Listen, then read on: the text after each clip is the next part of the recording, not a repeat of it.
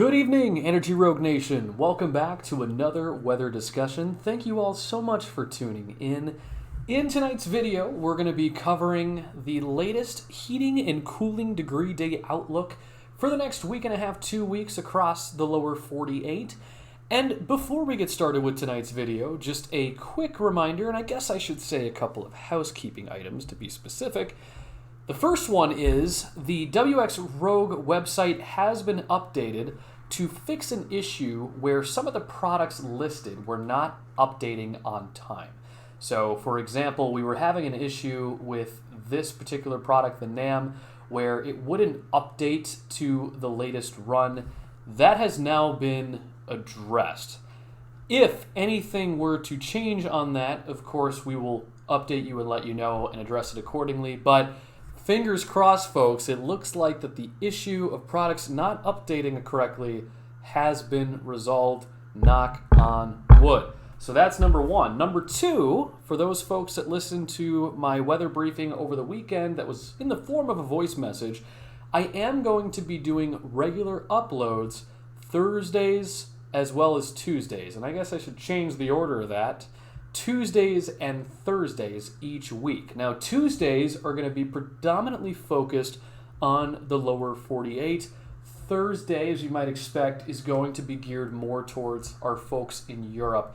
And for those that don't reside in Europe, but that still have stakeholdings in European weather, and especially as it relates to energy net gas, we'll be also covering that as well. I know that's been something that I've always wanted to cover and never really got around to diving deeper into it, so I think this is a great opportunity to do so.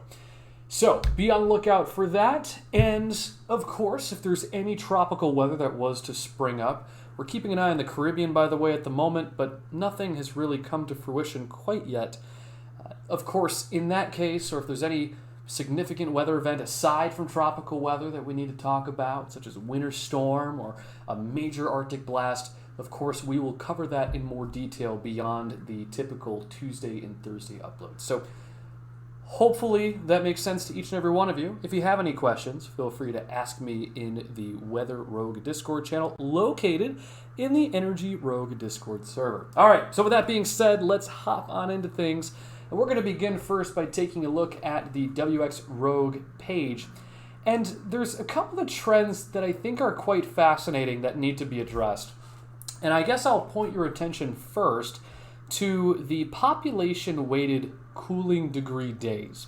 So, for one, if we were to look at the total degree days, which is what this is plotting, overlaying every single regions within our EIA, you would see that there's a general downtrend in our cooling degree days. So, you might be thinking, well, that means it's going to be rather colder, right?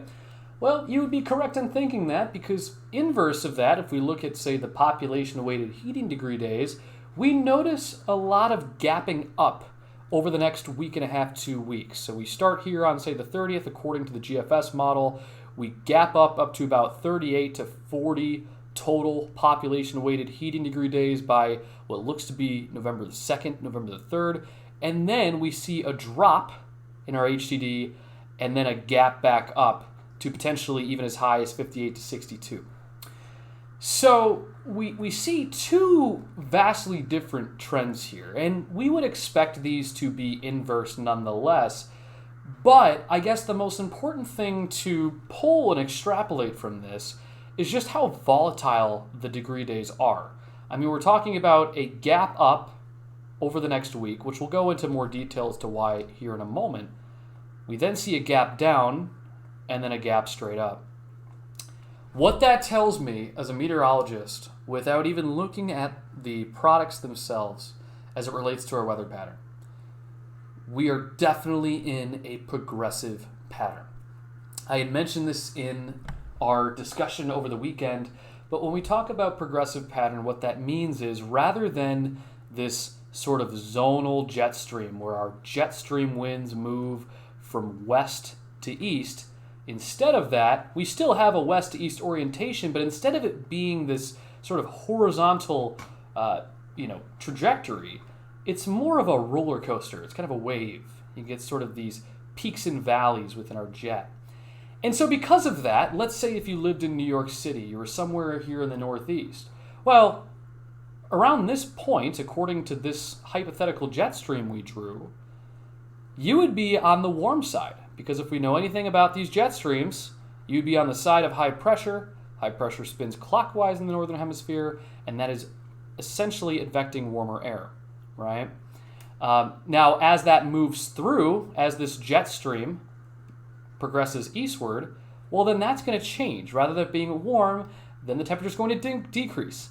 And then once this peak moves through, temperature will increase. And then once this peak moves, it's going to decrease. So it's a roller coaster effect. And that's exactly what's going to be happening here in the United States over these next couple of weeks. And this is a pretty volatile pattern. And a lot of it can be attributed to the fact that we are in this transitionary period from fall to winter, but also simultaneously we are transitioning from El Nino to possibly a weak to moderate, or I should say light to moderate, La Nina. So we got a lot of transitions going on within our weather patterns, and it's playing out here in real time. And I think the best way to demonstrate that is by actually looking at it conceptually.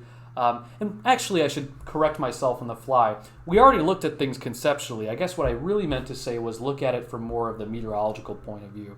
So let's head on over to the GFS, and we'll take a look at the jet stream itself. So we'll look here at the 500 millibar height anomaly.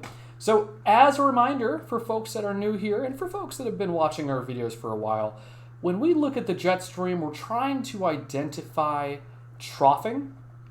So these little curves, these little bends, which are synonymous with low pressure. And then these ridges, which are synonymous with higher pressure.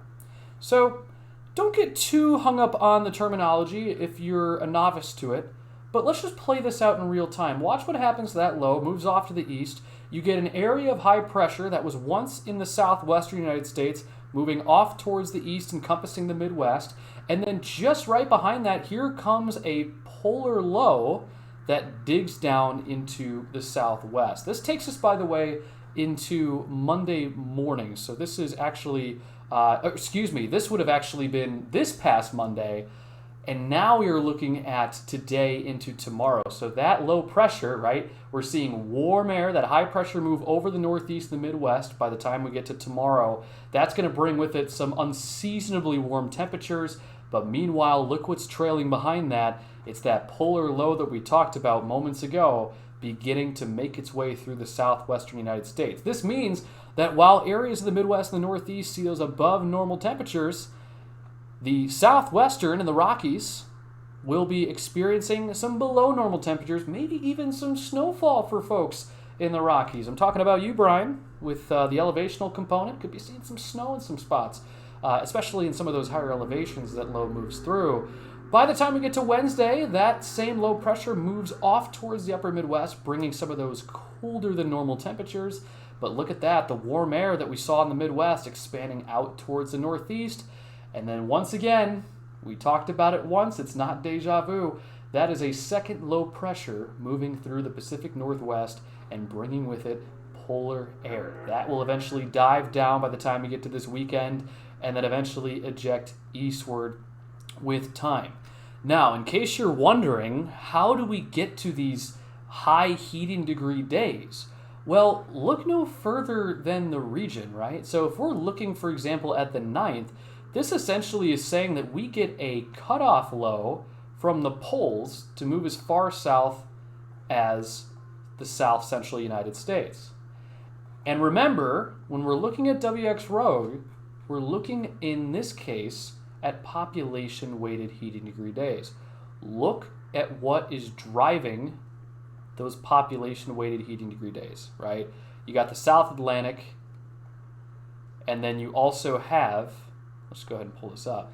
Well, actually, it's mainly, for one, you have the West-South Central, East-North Central, driving up a lot of those heating degree days, East-South Central. So that would be relative to this low pressure that's bringing down colder than normal temperatures, as well as the previous systems that we saw moving throughout this week into next week. So we see a lot of volatility taking place in our jet pattern.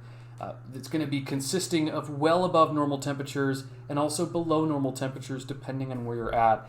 And I think the best way to summarize this is by looking at those temperature anomalies based on the GFS. So these temperature anomalies, anytime you see these warmer colors, that's corresponding to above normal temperatures, and of course the blue is the opposite, below normal.